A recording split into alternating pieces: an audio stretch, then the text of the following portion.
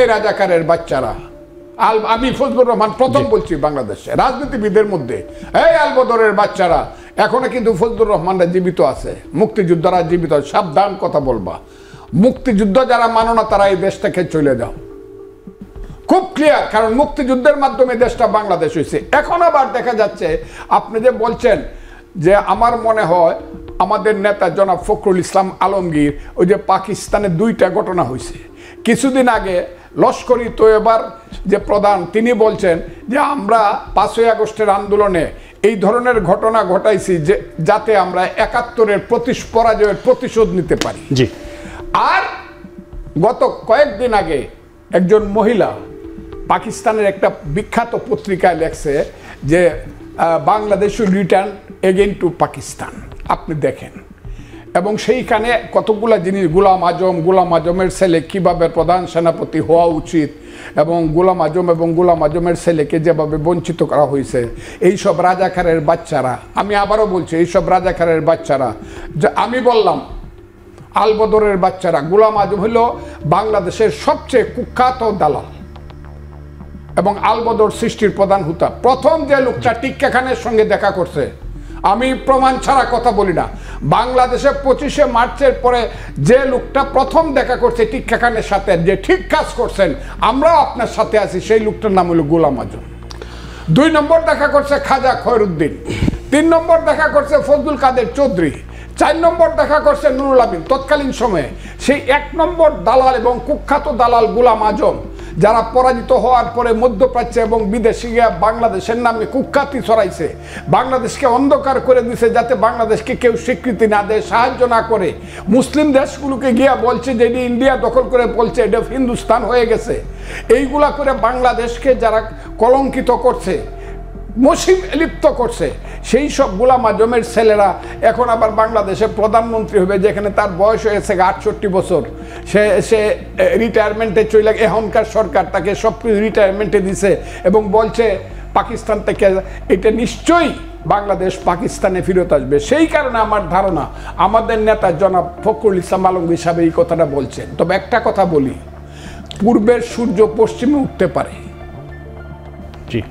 পৃথিবীর মানচিত্র পরিবর্তন হতে পারে, কিন্তু 71-এর বাংলাদেশ কোনোদিন আলবদর রাজাকারদের মাধ্যমে দেশটা পাকিস্তান হবে না।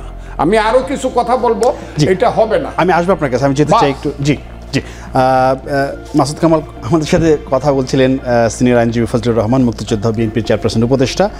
আপনার কাছে আমার একটু জানার ইচ্ছা, যেহেতু সে 71 নিয়ে বলে, আপনি নির্বাচন নিয়ে একটু বলেন যে স্বরাষ্ট্র উপদেষ্টা, পরিবেশ উপদেষ্টা, আইন উপদেষ্টা এবং প্রধান উপদেষ্টার প্রেস সচিব বলেছেন যে প্রধান উপদেষ্টার প্রতিশ্রুতি যে দিয়েছেন যে ফেব্রুয়ারির মাঝামাঝি নির্বাচন হবে বা ওই সময়ে, সেখান থেকে পিছিয়ে আসার কোনো সুযোগ নাই। কিন্তু এনসিপি ওনারা বলছেন যে ফেব্রুয়ারিতে নির্বাচন হবে না, এবং গত কয়েকদিন আগে একটি প্রোগ্রামেও নাসিরুদ্দিন পাটোয়ারি উনি বললেন যে ডক্টর ইউনূস তাদের সাথে গাদ্দারি করেছেন, তিনি বেঈমান। মানে বিষয়টা কেমন হলো? না, একটা জিনিস কি আমি বলি আপনাকে, প্রধান উপদেষ্টা কিন্তু এই প্রথমবার গত 5 তারিখে বললেন, জাতির উদ্দেশ্যেই বলছেন যে নির্বাচন ফেব্রুয়ারিতে হবে। তারপরে ওনার অফিস থেকে নির্বাচন কমিশনকে চিঠি দেওয়া হয়েছে, নির্বাচন কমিশনও তাদের কাজকর্ম করছে, তারা বলছে এই সপ্তাহের মধ্যে তারা নির্বাচনের রোডম্যাপ ঘোষণা করবে। নির্বাচন ফেব্রুয়ারিতে হবে, এর মানে এটাকে সাপোর্ট করার জন্য যা যা ঘটনা ঘটা দরকার সবই কিন্তু একের পর এক ঘটতেছে। কিন্তু তারপরেও দেখেন মানুষের মধ্যে কিন্তু একটা চিন্তা, একটা প্রশ্ন কিন্তু রয়েই গেছে। আমি জানি না আপনার অভিজ্ঞতা আছে কিনা, আমার সঙ্গে যখন কারো দেখা হয় তারা প্রথমে জিজ্ঞাসা করে, ভাই নির্বাচন কি আসলেই হবে? না, এই অভিজ্ঞতা আছে আমার। আপনার আছে? তাহলে এখন কথা হলো, ডক্টর ইউনূসের মতো ব্যক্তি উনি জাতির উদ্দেশ্যে বলেছেন, কিন্তু এটা তো এমন না যে ওয়ান টু ওয়ান আলাপ করতে বলছেন, জাতির উদ্দেশ্যে উনি একটা ভাষণ দিয়েছেন। তারপরেও মানুষ তার উপর আস্থা রাখতে পারছে না কেন? আপনি এই পয়েন্টটা খেলে ভাবেন একবার। তার মানে উনি গত 1 বছরে এমন কিছু করেছেন, এমন কিছু দেখিয়েছেন যে ওনার মুখের কথাও এখন মানুষ বিশ্বাস করে না। নাহলে তো মানুষ এই প্রশ্নটা করতো না। আচ্ছা, এই প্রশ্নটা কেন করছে? এখন ডক্টর ইউনূসকে ভাবতে হবে যে আমি কি করেছি, আমি কি এমন কাজ করলাম যে আমার কথা মানুষ বিশ্বাস করে না। কে এখন কি করলে বিশ্বাস করবে? এই প্রশ্নটা কিন্তু আসতেছে এখন। দেখেন এনসিপি কেন ওনাকে গাদ্দার বলতেছে, এনসিপি কেন ওনার সম্পর্কে এমন সব শব্দ ব্যবহার করছে, যে শব্দগুলো ব্যবহার করাটা আমি ভাবতেই পারি না, করছে তো সেটাই। জি, এর কারণটা কি? এর কারণটা খুব সহজ, কিন্তু যে উনি এনসিপির উপর আস্থা রাখছিলেন যে এনসিপি হয়তো ওনাকে একটা জায়গায় নিয়ে যাবে। এনসিপি তো ওনারই দল, উনিই বলছেন বিভিন্ন জায়গায় ইন্টারভিউতে সরাসরি বলছেন যে উনি এদেরকে বলছেন একটা পলিটিক্যাল পার্টি করতে, আর একটা পলিটিক্যাল পার্টি করছে। করার পর এখন এনসিপির যে ইমেজ, এই ইমেজের কারণে উনি এখন আতঙ্কিত বোধ করছেন ডক্টর ইউনূস নিজে, যে এরা তো আমাকে আপনার একটা সেফ এক্সিটের ব্যবস্থা করে দিতে পারবে না। এটা উনি বুঝতে পেরেছেন, বুঝে উনি এনসিপির উপর যে মাথায় ওনার হাতটা ছিল, হাতটাকে সরাই নিছেন। তো এনসিপি হাত সরাই নেওয়াতে এনসিপি খুব মানে হয়ে গেছে, তারপর তার পাজলড হয়ে গেছে যে একদিন তো আমি ওনার সাপোর্ট পাইছি গভর্নমেন্টের। এখন যদি গভর্নমেন্ট আমার রেখে বিএনপির কাছে যায়, এখন যদি মনে করেন এই গভর্নমেন্ট, শুনেন একটা গভর্নমেন্ট তো 1 বছর ছিল, তারা তো খুব অসাধারণ ভালো কাজ করছে, মানুষ তার মানে বিভিন্ন রাস্তার মাথায় মূর্তি বানিয়ে রাখবে, তা তো আর না। ওনাদের অনেক কর্মকাণ্ড নিয়ে কিন্তু মানুষের মধ্যে বিতর্ক আছে। তো এই ধরনের গভর্নমেন্ট কিন্তু সবসময় চায় একটা সেফ এক্সিট চায়, যে আমি যখন চলে যাব তারপরে কি আমি দেশেই থাকবো নাকি বাইরে থাকবো। যদি দেশে থাকি আমাকে কে থাকতে দেবে, বাইরে যাবো আমাকে এয়ারপোর্টে আটকাবে।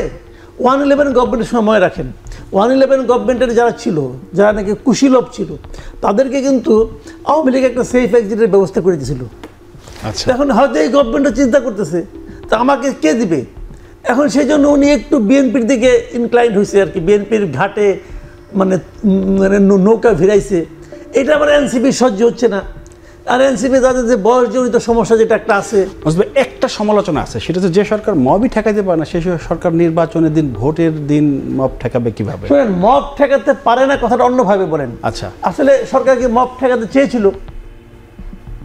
সরকার কি কখনো মব ঠেকাতে চেয়েছিল? আপনি এই কথাটা বলেন।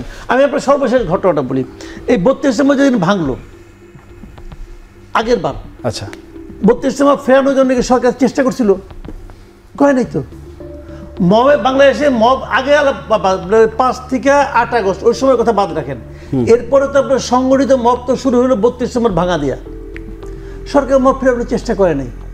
এবং সর্বশেষ এবার 15 আগস্ট যে ঘটনাগুলো ঘটলো, একজন রিক্সাওয়ালাগুলো ফুল দিয়ে তাকে ধরে পিটালেন, একজন মহিলাকে ধরে আপনারা বেজ্জতি করলেন, অনেক কিছু করলেন। সরকারকে ফেরানোর চেষ্টা করছে। আচ্ছা, রিক্সাওয়ালার কথাটা ধরেন, রিক্সাওয়ালা একজনকে ফুল দিতে গেছে, উনি তো কোনো পলিটিক্যাল ওয়ার্কার না, পলিটিক্যাল পার্টির লিডার না, উনি কি আওয়ামী লীগের বর্তমান সভাপতি? তা তো না, উনি একজন রিক্সা চালক। উনি একটা ফুল নিয়ে গেছেন, উনাকে ওখানকার লোকজন ধরে মানে মব আক্রান্ত হলো, সে তাকে ধরে চড়থাপড় মারলো, গণপিটুনি দিল। পুলিশ কাকে ধরে নিয়ে গেল? রিক্সাওয়ালাকে, যে মার খেলো তাকে ধরে নিয়ে গেল। অন্যদেরকে ধরছে, ধরছে। স্বরাষ্ট্র উপদেষ্টা বলেছিলেন যে 15 আগস্ট ফুল দেয়া যাবে কি যাবে না এরকম কোনো নির্দেশনা কিন্তু ছিল না, কিন্তু ওদিকে আপনার প্রেস সচিব যে বলছে ফুল দেওয়া যাবে না। আবার প্রেস সচিব ওখানকার ধানমন্ডি পুলিশ বলতে শুনছি, ধানমন্ডি পুলিশ বলছে তারা প্রেস সচিবের নির্দেশনা অনুযায়ী তারা চলতেছে। প্রেস সচিব তো গভর্নমেন্ট, বিরাট গভর্নমেন্ট। সে আসবে, আমি যেতে চাই একটু ফজলুর রহমান আপনার কাছে। সেটি হচ্ছে যে আপনি একজন মুক্তিযোদ্ধা, সেই হিসেবে আমি মুক্তিযুদ্ধের প্রশ্ন নিয়ে কথা বলতে চাই। মুক্তিযুদ্ধ, আওয়ামী লীগ এবং বঙ্গবন্ধু শেখ মুজিবুর রহমান, এই 3টি বিষয় কি এক সূত্রে গাঁথা, নাকি এই 3টি বিষয়কে আলাদা রাখার দরকার ছিল? প্রশ্নটা এজন্যই করছি যে স্বাধীনতা পূর্ববর্তী এবং স্বাধীনতা পরবর্তী বঙ্গবন্ধুর যে ভূমিকা, সেই ভূমিকাকে এই 24-এ এসে নতুন করে বয়ান দেওয়া হচ্ছে, নতুন ন্যারেটিভ তুলে ধরা হচ্ছে। এইটার জন্য কি শেখ হাসিনা একাই দায়ী না আওয়ামী লীগ পুরো দায়ী? আপনি খুব একটা কঠিন প্রশ্ন করেছেন। এক হলো মুক্তিযুদ্ধ, 2 বঙ্গবন্ধু, 3 আওয়ামী লীগ, এই 3টা কথা আপনি জিজ্ঞাসা করছেন। এর আগে আরেকটা কথা আছে, সেটা হলো স্বাধীনতা সংগ্রাম। স্বাধীনতা সংগ্রামের নির্যাস হইল মুক্তিযুদ্ধ, 9 মাস। কেন আমরা 9 মাসকে মুক্তিযুদ্ধ বলি? এর আগেরটাকে কিন্তু মুক্তিযুদ্ধ বলি না, কারণ জমিটা আমারই ছিল। 9 মাসে এই জমিটা CSRS আমার ছিল এবং আমরা এটা মুক্ত করছি 9 মাসে। আমরা করেছি নতুন যে মুক্তিযুদ্ধ। আর হলো স্বাধীনতা সংগ্রাম। স্বাধীনতা সংগ্রামের কিন্তু বাঙালির 1000 বছরের স্বাধীনতার সংগ্রাম। এই বাংলায় ছিল পৃথিবীর শ্রেষ্ঠ দেশের একটা, এইগুলো আমি বলবো না, আপনার সময় হবে না, কেউ শুনতেও চায় না। পৃথিবীর একটা শ্রেষ্ঠ দেশ, যে কারণে বলা হতো সোনার বাংলা। এখানের কাপড়, এখানের ফল, এখানের ধান, এখানের পাট, এগুলা সারা পৃথিবীর জন্য। দক্ষিণ পূর্ব এশিয়া একটা মাত্র টাকার কারখানা ছিল, টাকা চাপানো, নিল মহাতব চাঁদ জগৎ শেঠ। এ হলো বাংলা। সেই বাংলাকে লুণ্ঠন করার জন্য ব্রিটিশরা, আমি সব মুঘল পাঠান বাদ দিলাম, ব্রিটিশরা আসলো। ব্রিটিশরা এসে মীর জাফরের কেস কনভিন্স করলো, মীর জাফরের বিশ্বাসঘাতকতায় এবং রবার্ট ক্লাইভের চক্রান্তে এবং ব্রিটিশদের চক্রান্তে, ইস্ট ইন্ডিয়া কোম্পানির চক্রান্তে বাংলা পরাধীন হয়ে গেল তখনকার মতো করিয়া। আমি তখনকার 1757 সনের সেই যে বাংলা পরাধীন হয়ে গেল। পরাধীন হওয়ার পরে একে একে দেখা গেল 1773 সনে দুর্ভিক্ষ হইল, মহা দুর্ভিক্ষ। 1/3 লোক মারা গেল। অনেকে বলে 74-এ অনেক দুর্ভিক্ষ হয়েছে, কিন্তু 1/3 লোক মারা গেল 1773 সনে। 57 সনে ব্রিটিশরা দেশ নিল, আর 73 সনে 1/3 লোক বাংলায় মারা গেল, মহামন্বন্তর। ঠিক আছে? সেই ব্রিটিশরা যে শোষণ করতে করতে তারা টাকা নিয়ে গেল, গোল্ড নিয়ে গেল স্টিমারে এবং লন্ডন শহর করলো। তারাই এত বড় পৃথিবীর শ্রেষ্ঠ দেশ হলো, এটা কিন্তু বাংলার সম্পদের একটা বিরাট অংশ আছে। সেই বাংলা যে দরিদ্র হলো, দরিদ্র হওয়ার পর কি হলো, নীল সাহেবরা আসলো, নীল চাষ করাইলো, অত্যাচার করলো, খাজনা দেও, টাকা দেও, পয়সা দেও। এই অত্যাচারে জর্জরিত হয়ে বাংলার মুসলমান মায়েরা নামাজ পড়ে খুদার কাছে বলেছে, হে খুদা, আমাদের কেমন সন্তান দাও, যে সন্তান বিদেশিদের হাত থেকে আমাদেরকে স্বাধীনতা দিবে। বাংলার হিন্দু মায়েরা সন্ধ্যাবেলায় তুলসী তলায় গিয়ে ভগবানের কাছে প্রদীপ জ্বালিয়ে বলেছে, হে ভগবান, আমাদেরকে এমন অমৃতের সন্তান দাও, যে সন্তান আমাদেরকে স্বাধীনতা দিব। বিদেশিদের অত্যাচারে আমাদের মায়েরা বোনেরা সারা জীবন বলেছে, ছেলে ঘুমালো, পাড়া জোড়ালো, বর্গিয়ে দেশে, বুলবুলিতে ধান খেয়েছে, খাজনা দেব কিসে। এই নারায়ণগঞ্জ পর্যন্ত আসতো বর্গিরা। ওই বার্মিজ যারা, যাদেরকে এখন আমরা কি বলি বার্মা, এদেরকে তারা নারায়ণগঞ্জ পর্যন্ত নৌকা নিয়ে এসে ধান কাটতে নিয়ে যেত, মেয়েদেরকে ধরে নেয়। এগুলো পড়েন, সোনারগাঁও যখন রাজধানী ছিল। সেই যে বাঙালি জাতি, সেই বাঙালি জাতির মুক্তি সংগ্রামের পরতে পরতে অনেকেই নেতৃত্ব দিছে, কিন্তু শেষ নেতৃত্বটা যিনি দিছেন, মুক্তি সংগ্রামের শেষ খেলার যে ক্যাপ্টেন, যেখানে বাঙালি জয়লাভ করলো, ওয়ার্ল্ড কাপ পাইলো, শেষ খেলার ক্যাপ্টেনের নাম হলো শেখ মুজিবুর রহমান। এটা যদি কেউ স্বীকার না করে, সে ইতিহাস মানে না, অথবা সে শেখ মুজিবুর রহমান বা তার প্রতি তাদের জিজ্ঞাসা আছে। কিন্তু মুক্তিযুদ্ধের ফাইনাল খেলার ক্যাপ্টেনের নাম শেখ মুজিবুর রহমান।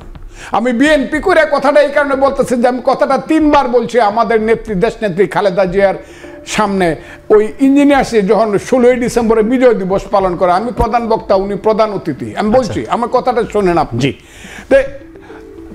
আর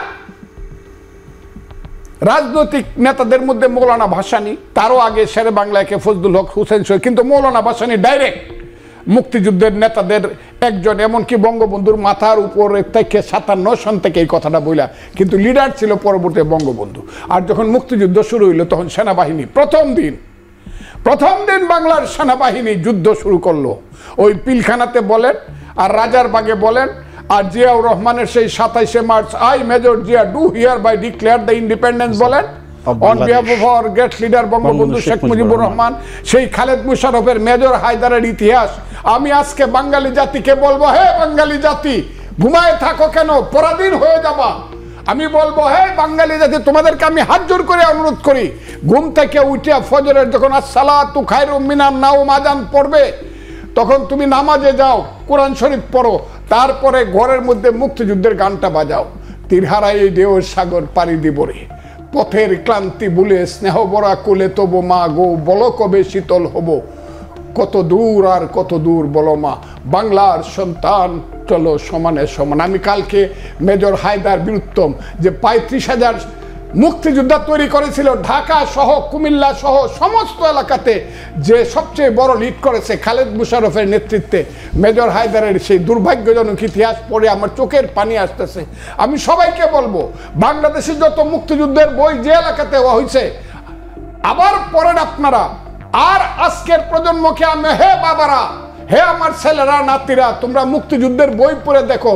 এত বড় ইতিহাস শুধু বাঙালি জাতি না, পৃথিবীর কোন জাতির ইতিহাসে 9 মাসে এত যুদ্ধ, এত রক্ত কোনোদিন হয় নাই যেটা মুক্তিযুদ্ধ হয়েছে। এখন এই আলবদর রাজাকারের বাচ্চারা বলবে দেশে কিছুই হয় নাই, আর আমরা বলবো হা হা হা, আলবদর রাজাকারের বাচ্চাদের স্লোগান দিব। নো, এই দেশে মুক্তিযুদ্ধ থাকতে হবে, 71 থাকতে হবে এবং থাকবে ইনশাল্লাহ। আমি কথাটা এটা বলছি।